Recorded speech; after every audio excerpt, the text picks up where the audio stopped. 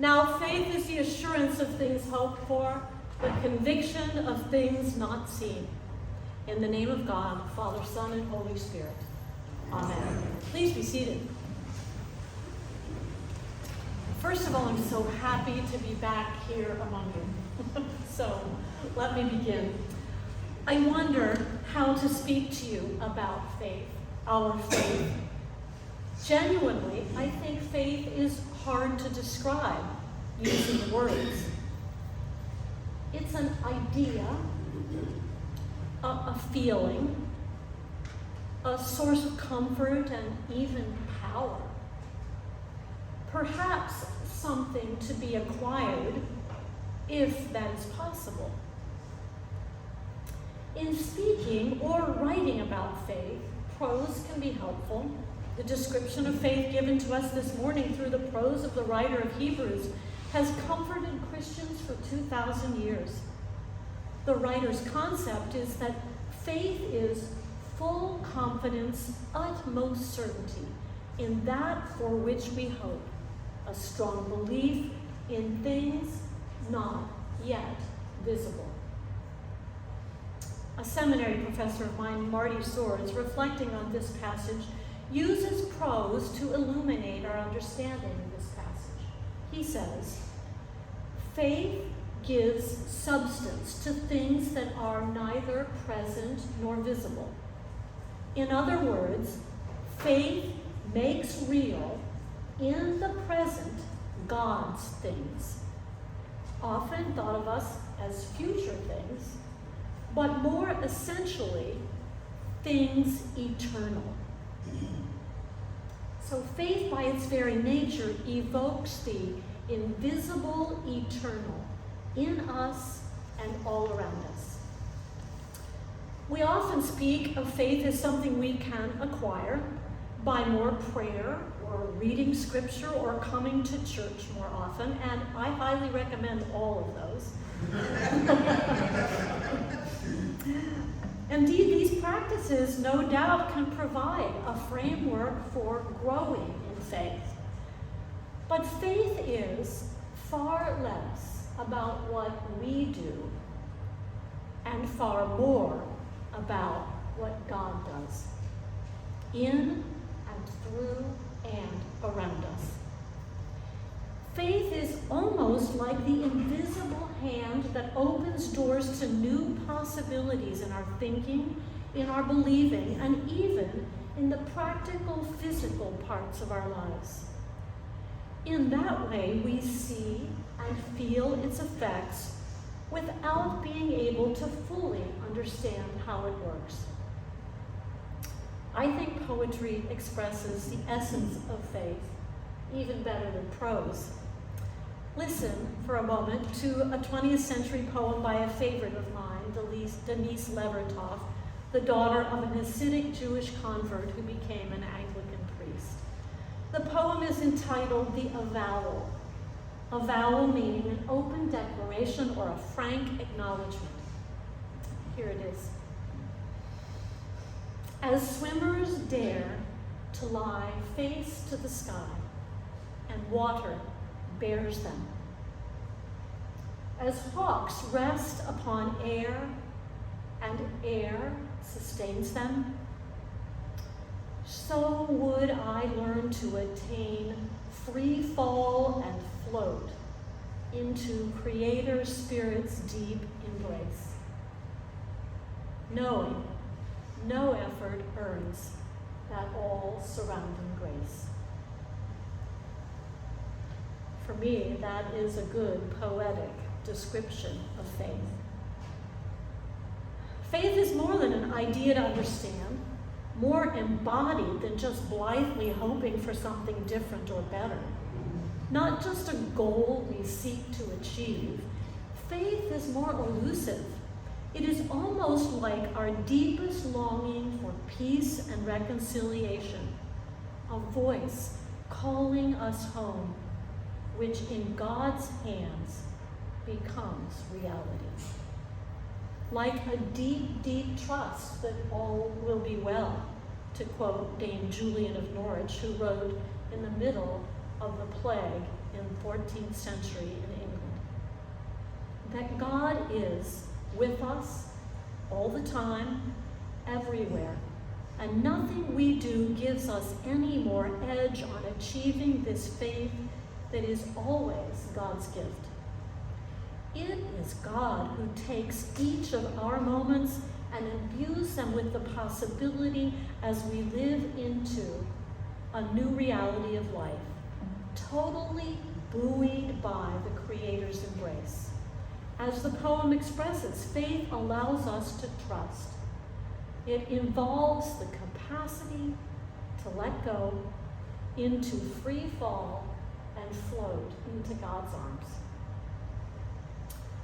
I don't know about you, but I think for most of us, letting go, that kind of trust, it does not come that easily. I know that's true for me. How are you at letting go?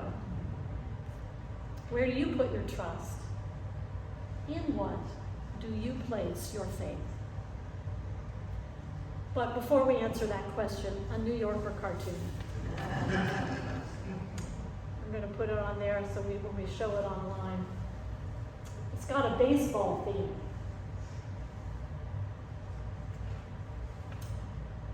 There's a runner, and he's coming and sliding into home plate. And the catcher is reaching out, trying to tag him. And the umpire behind is giving the signal.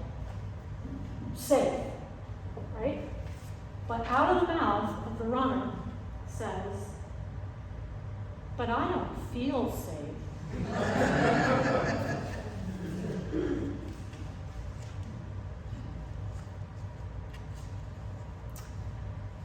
It's not just base runners who don't feel safe.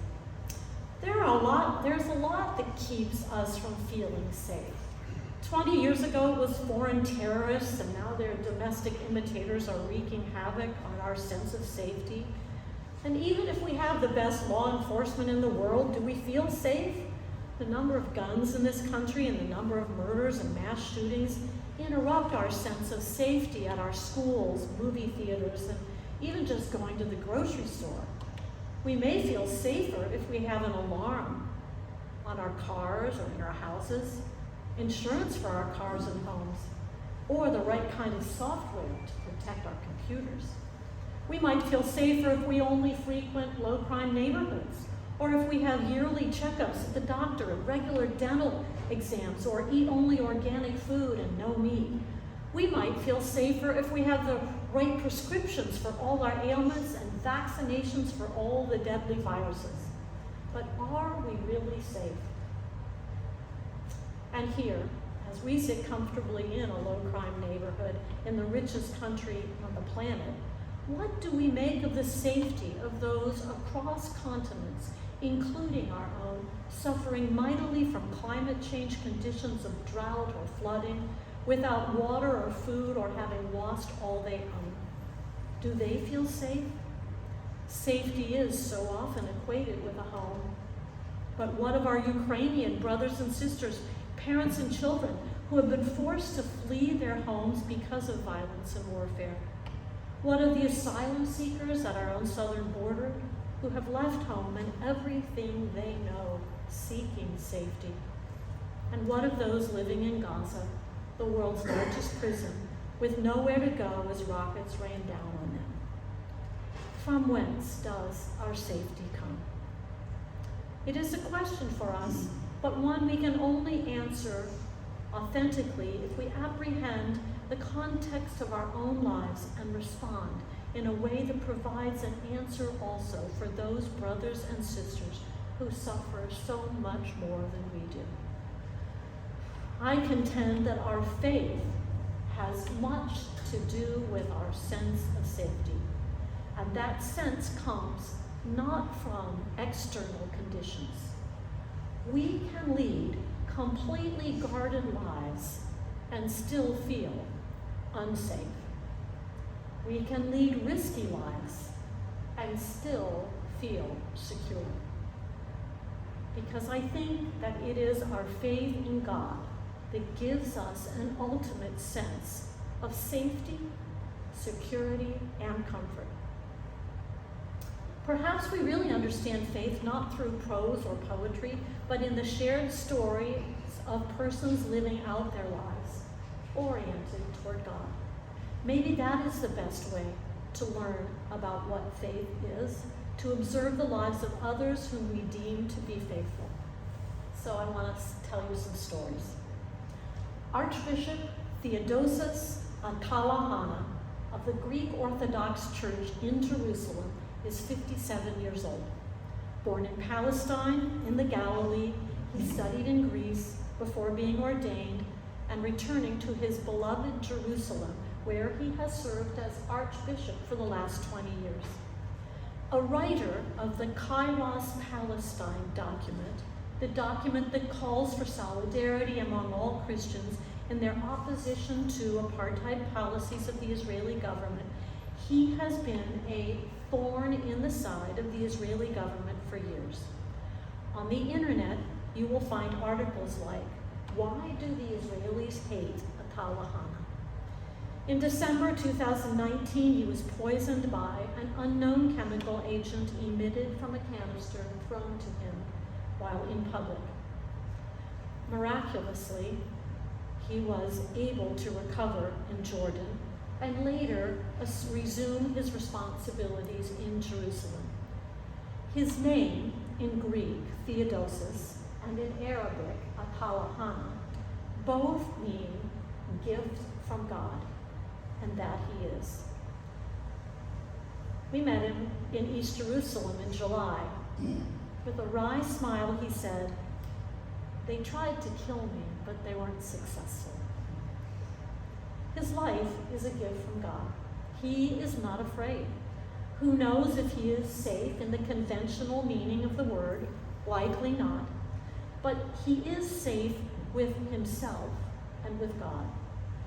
By faith, Theodosius Atalahana lives each day seeking justice for Palestinian Christians and all Palestinians, no matter the cost. In our story today in Hebrews, Abraham, although good is dead, so old was he, lived by faith, trusting God's promises of heirs.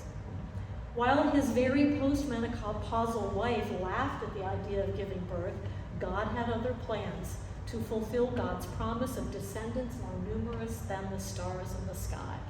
And Abraham never possessed the land that he emigrated to from Ur of the Chaldees, only ever owned a small plot to bury his family near Hebron, always living in tents as Isaac and Jacob, his son and grandson, both did also. Their security did not come from home or possessions. It came from living out their lives of faith as presented to them, day by day, moment by moment, believing that God was accomplishing God's purposes in and through them. By faith, Abraham stayed open to God's promises and had faithful offspring who continue to this day. Daoud Nassar's family have been Christians, Lutherans, since the late 19th century. His father's name is on an Ottoman Empire era land deed, that is pre-1916, for his family's 100 acres of land in the West Bank territory of Palestine. There is also documentation of his family's land ownership of their 100 acres near Bethlehem during the British Mandate period from 1916 to 1947, and for the post-1948 time when they were ruled by Jordan, right up until the 1967 war when Israel took over the Palestinian territories. Daoud runs a program on his family's farm called Tent of Nations. Tent of Nations is an educational and environmental farm outside of Bethlehem where the Nassar family collaborate with groups from all over the world. The Archbishop of Canterbury, Justin Welby, has visited his farm and heard his testimony. Daoud has been in and out of Israeli courts for 32 years, twice to their Supreme Court, just to get confirmation of his title and to get Israeli permits to build structures on the land. His efforts have been stymied. In the absence of this necessary permission under an aggressively repressive system, He and his family have been forced on this beautiful hillside, which at a distance you can see the Mediterranean Sea from, and that they've owned for over a century. They've been forced to make caves for dwellings because above ground structures are not permitted by law unless he can prove in court his land ownership, which time and again he has done without receiving final approval from the courts. Some of the family's ancient olive groves have been summarily bulldozed by those from the surrounding illegal Israeli settlements with no consequence. Multiple tactics have been used to get him to vacate his land. Last year, someone even paid a local Palestinian Muslim young person from a nearby village to come and beat him up, which they did. He doesn't speak about his long recovery, but apparently still suffers chronic pain. 32 years is a long time to seek justice, but his commitment is to follow the Israeli laws completely, and each time documents are proverbially lost or justice is subverted, delayed, or denied, he starts over again and simply perseveres. The Supreme Court was supposed to hand down a decision in May, but that has been yet again delayed. The day I visited last month, Daoud was being interviewed by 2 Dutch members of the European Union. By faith, Daoud perseveres. Faith. You can set the stage, but I'm not sure you can make it happen. It is a gift from God, but I think it helps if you hear the stories of the faithful, living now and throughout our history. Every Tuesday morning, we celebrate one saint or another in the church and hear stories and reflect on the assigned gospel reading to gain insights into our own lives and how we might live more faithfully in our own day. So, Tuesday mornings, 9 a.m. on the terrace, outside the parish hall, or inside the chapel if it rains or when it gets cold, you can join us. Or share your own story of faith with one another. Get bold and tell about the times when, at the end of your own capacities, you turned to God and amazingly something changed. Maybe you changed, maybe the heart of another changed. Tell about how you had to let go and trust God's grace, even momentarily, and how you too found that God buoyed you up, especially at your moments of free fall. Tell not about your absolute conviction that you know what heaven is like, for none of us has seen heaven, but tell about your doubts and let another share their story of faith with you and assure you or tell you what they see of God's hand at work in your own life. Words will never completely suffice, but they are what we have to share with each other, our stories. So tell your story. By faith and because of God's grace, I was able, fill in the blank.